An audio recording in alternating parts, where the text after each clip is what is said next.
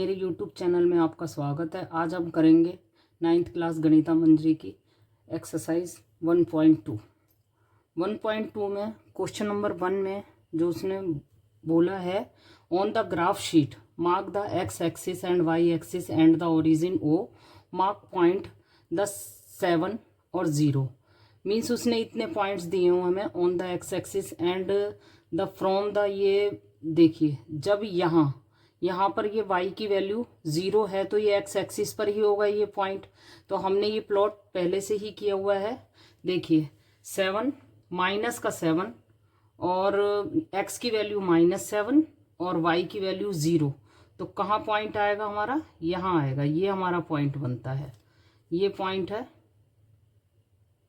ये वाला, ये पॉइंट है हमारा जो उसने बोला है। क्यों? क्योंकि y की वैल्यू 0 है तो ये पॉइंट हमारा x एक्सिस पर ही रहेगा। उसके बाद आता है 13 में, ये जो है x की वैल्यू ये y की है, y की वैल्यू x की वैल्यू कितना है 13, तो 13 कहाँ होगा और y की वैल्यू तो 0 है, इसीलिए ये पॉइंट है जो x एक्सिस पर ही प्लॉट होगा। तो जैसा उसने बोला है वैसे हम इस पर पॉइंट प्लॉट कर देते हैं, ये पॉइंट आ गया है। उसके बाद है फ्रॉम ये y एक्सिस पर, जब x की वैल्यू 0 होती है तो पॉइंट हमेशा y एक्सिस पर होता है। तो y एक्सिस पर x की वैल्यू 0 है और y का -15 है, तो y का -15 ये आ जाता है, y का -15 ये पॉइंट प्लॉट कर दिया हमने। उसके बाद 2, इसमें भी x की वैल्यू 0 है और y की वैल्यू प्लस की पॉजिटिव है थी, उसके बेस पर हमने ये अभी पॉइंट प्लॉट किए हैं।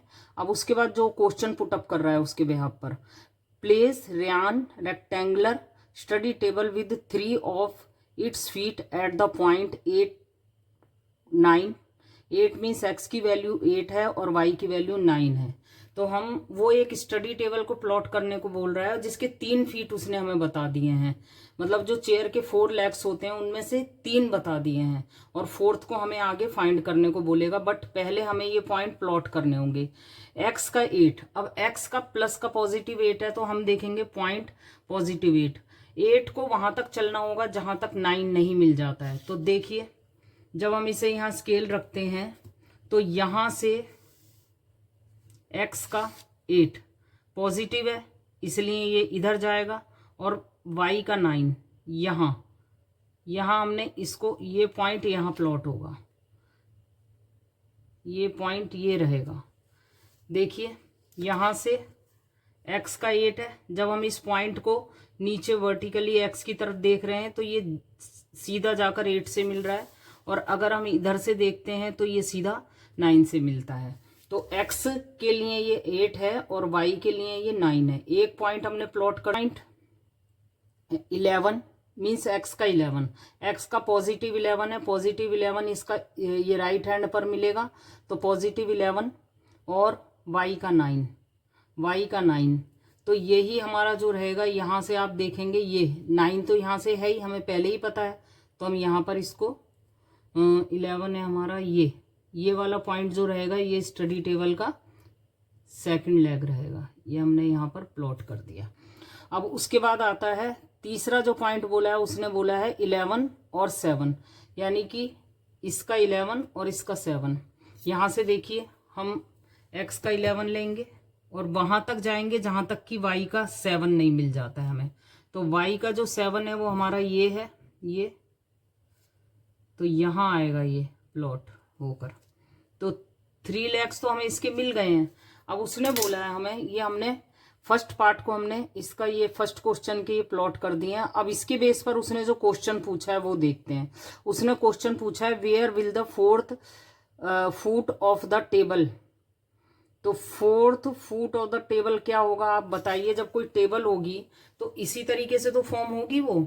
तो आप देखिए यहाँ से अगर हम इसे टेबल के फॉर्म में अगर हम इसे करते हैं तो टेबल क्या होगी हमारी, यहाँ से ये होगी। यहाँ से जब टेबल को यहाँ रखेंगे तो टेबल क्या रहेगी, यहाँ ये आ जाएगी। और इसके बाद अगर हम टेबल को यहाँ पर ये टेबल बनाते हैं तो ये टेबल हमारी किस पॉइंट पर मिलेगी आप बताइए, ये इधर ही मिलेगी। तो ये जो हमारा पॉइंट है जो उसने हमें फाइंड करने को बोला है वो रहेगा हमारा ये वाला पॉइंट। कौन सा पॉइंट, ये वाला। इस पॉइंट के कोऑर्डिनेट हमें बताने होंगे। अब इस पॉइंट के कोऑर्डिनेट क्या रहेंगे आप बताइए। देखिए जब हम यहाँ से देखते हैं इसे, तो यहाँ से देख रहे हैं हम x की वैल्यू यहाँ से क्या है 8 है, कॉमा अगर हम इधर से देखें तो ये पॉइंट इधर से 7 जा रहा है, तो y की वैल्यू क्या रहेगी 7। तो हमने इसका जो फोर्थ लेग है उसकी, जो हमने टेबल की फोर्थ फुट है उसका हमने देख लिया है। तो कोऑर्डिनेट ऑफ द हम क्या कहेंगे इसके अंदर, अब हम इसे कहेंगे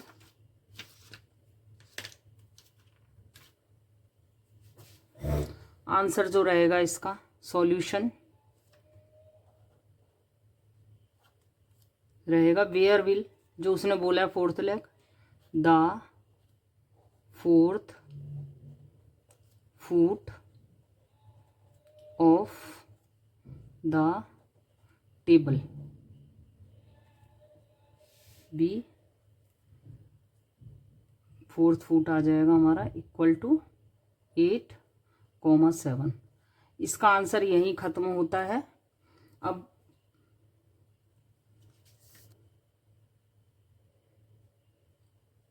सेकंड पार्ट में उसने पूछा है is this a good sports of the table. तो जी देखिए हमने इस पर यहाँ टेबल ये बनी है और ये फिगर इसने इसकी दी हुई है, हमें बुक में दी है। तो यहाँ से आप देख रहे हैं कि ये जो बेड है हमारा, बेड का जो कोऑर्डिनेट है, बेड 6.5 तक आ रहा है, मतलब यहाँ 6 पॉइंट, और हमारा जो टेबल है स्टडी टेबल वो कुछ यहाँ पर प्लॉट हुआ है हमारा 8 पर। तो मीन्स है कि ये बहुत अच्छी जगह है, यहाँ से यहाँ तक प्लॉट हुई है। तो अगर हम इसके कोऑर्डिनेट यहाँ पर प्लॉट करें तो यहाँ भी ये स्टडी टेबल यहाँ अच्छे से हो गई है। तो हम यही इसको रिप्लाई करना चाहेंगे कि यस, क्या करेंगे इसका solution, yes this is a good sport for the study table। अब हमें कुछ रीज़न भी बताना चाहिए हमने क्यों कराया ये। तो हम इसका रीज़न दे सकते हैं, जैसे कि एक स्टडी टेबल है वो हमेशा एक कॉर्नर में ही होनी चाहिए, क्योंकि अगर हम पढ़ाई करते हैं तो हमें थोड़ा कोने में बैठ के पढ़ना होता, बीचों बीच बैठ के तो नहीं पढ़ा जाता। तो बिकॉज हम कह सकते हैं a study table should ideally be placed in a corner and there is, हम जैसा कि इसका रूम देख रहे हैं, इसके रूम को देखिए, यहाँ कोई भी कोना ऐसा खाली नहीं दिख रहा है। यहाँ वॉशरूम है, वॉशरूम का गेट खुलता होगा, यहाँ पर ये वार्डरोब रखी है, यहाँ से एंट्री गेट है, यहाँ पर उसका कुछ कैटल वेटल रखी हुई है। तो एक यही कॉर्नर है फ्री। तो हम इसमें हम लिख सकते हैं कि देयर इज ओनली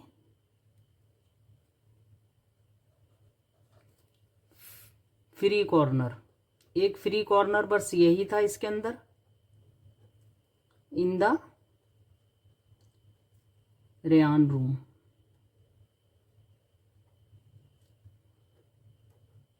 तो ये इसका सेकंड पार्ट यहाँ खत्म होता है। अब हम करेंगे इसका थर्ड पार्ट।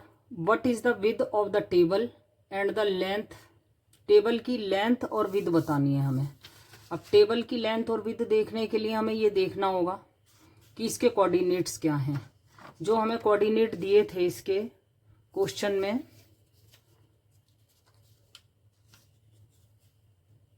तो यहाँ से जो हमने पॉइंट प्लॉट करे हैं इसके कोऑर्डिनेट है, ये लेंथ है। लेंथ जो था हमारा, पहला कोऑर्डिनेट क्या था हमारा 8 और 9 जो गिवन था पहले ही क्वेश्चन में। दूसरा कोऑर्डिनेट था हमारा 11 और 9 ये, और थर्ड कोऑर्डिनेट जो था ये हमारा 11 और 7 था। अब देखिए इसके हमें लेंथ कैसे होगा, अगर हमें इनके बीच का डिस्टेंस निकाल लेते हैं तो ये लेंथ बन जाएगी और ये यहाँ से विड्थ निकलेगी। अब लेंथ में देख रहे हैं हम, ये 9 है 9 है, दोनों ही 9 है, सेम सीधा डिस्टेंस जा रहा है। तो हमें क्या करना होगा, ओनली और ओनली हमें लेंथ निकालने के लिए 11 में से 3 इसको माइनस कर देंगे। 9 में से 9 करेंगे नहीं, इनके बीच का डिस्टेंस आप देख ही रहे हैं कितना है, 8 और 11 के बीच में कितना डिस्टेंस आता है। तो हम लिखेंगे solution length of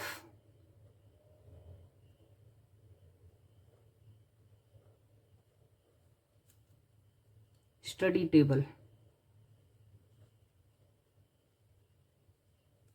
equal to क्या होगा, यहां से देखिए 11 माइनस 8 इक्वल टू आ जाएगा 3 यूनिट्स। उसके बाद विड्थ क्या होगी, width of study table equal to क्या आएगा, 9 माइनस 7, यहाँ 9 है आप देख रहे हैं,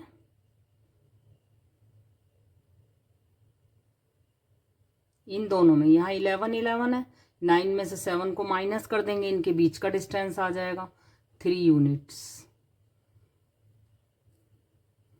can you make the height of the table, हम इसकी हाइट को नहीं निकाल सकते हैं, no, we can not make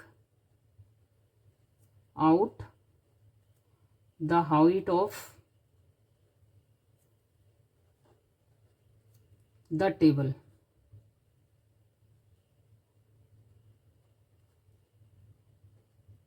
because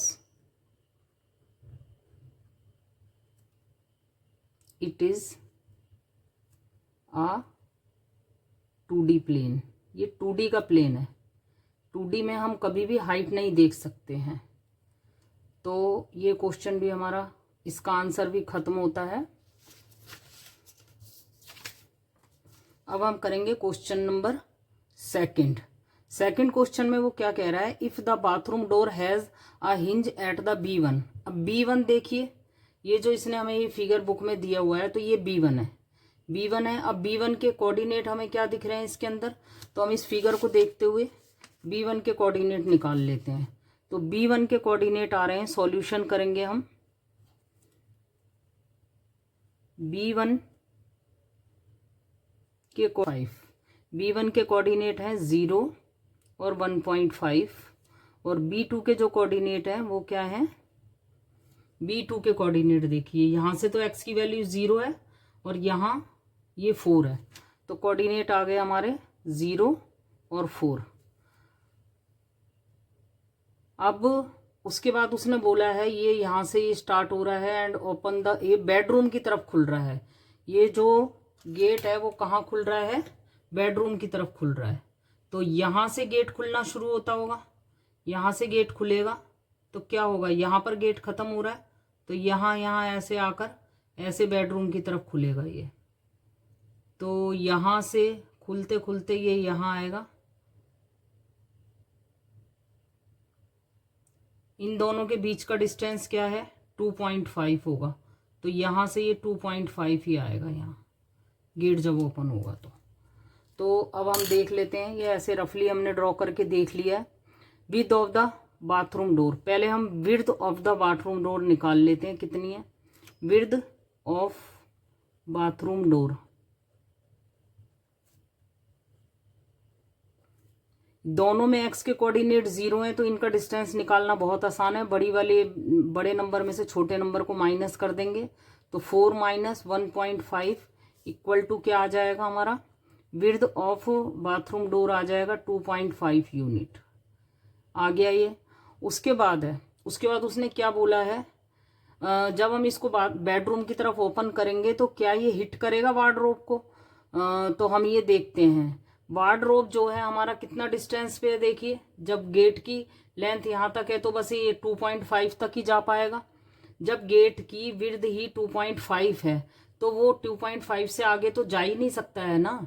और जो हम यहाँ से देख रहे हैं वार्डरोब जो है वो 3 यूनिट डिस्टेंस पर है, तो ये नहीं करेगा, इसको जो है हिट नहीं करेगा। हम इसका आंसर कैसे देंगे? हम इसका आंसर देंगे when the bathroom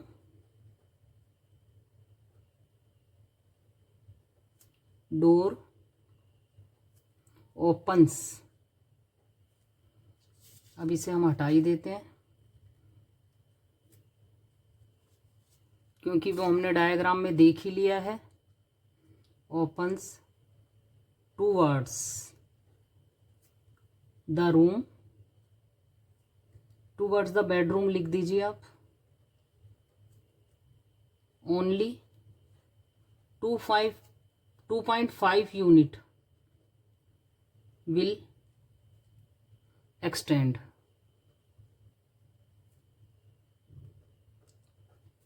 into the room। Room में वो कितना चला जाएगा खुलने के बाद? 2.5 है। जब उसकी विड्थ ही 2.5 है तो इससे ज़्यादा स्पेस तो वो ले नहीं सकता है ना। तो और इधर क्या है? द वार्डरोब जो है हमारी, उसकी पोजीशन है, देखिए वार्डरोब की पोजीशन, यहाँ पर वार्डरोब की पोजीशन आप देख रहे हो, यहाँ से 3 यूनिट डिस्टेंस पर है। तो हम ये लिख सकते हैं at the distance of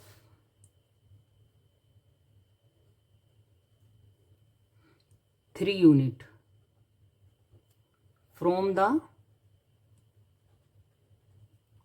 bathroom wall. भाई डोर है वो तो बाथरूम की वॉल से ही चिपका हुआ है ना, तो वॉल से तो वो 3 यूनिट दूर है, और जो गेट है उसकी जो रेडियस बनाएगा वो तो 2.5 ही बना पाएगा।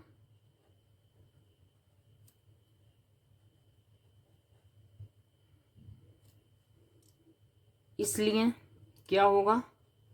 The bathroom door will not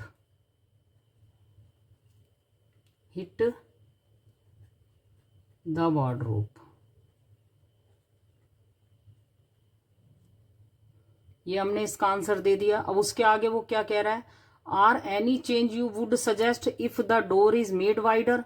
वो कह रहा है कि अगर इस बाथरूम के डोर को, ये जो डोर है, इस डोर को अगर हम थोड़ा और बड़ा कर दें, मीन से 2.5 से भी ज्यादा बड़ा कर दें गेट की जो एंट्री है बाथरूम में जाने की, तो आप कोई सजेशन देना चाहेंगे? भाई देखो, जैसे ये डोर बड़ा होगा तो यहाँ वार्डरोब से टच होने लगेगा, तो हिट करने लगेगा। वो छोटा करने की तो कह नहीं रहा है गेट को, और भी ज्यादा डोर को बड़ा करने की बोल रहा है। तो अगर उसका डोर वो बड़ा करता है तो हम उसको सजेशन ये देना चाहेंगे, if the door made wider, अगर मेड वाइडर करता है वो, तो डोर जो है, बाथरूम डोर ही बोल दें या डोर ही बोल देते हैं, door could be open inside the bathroom.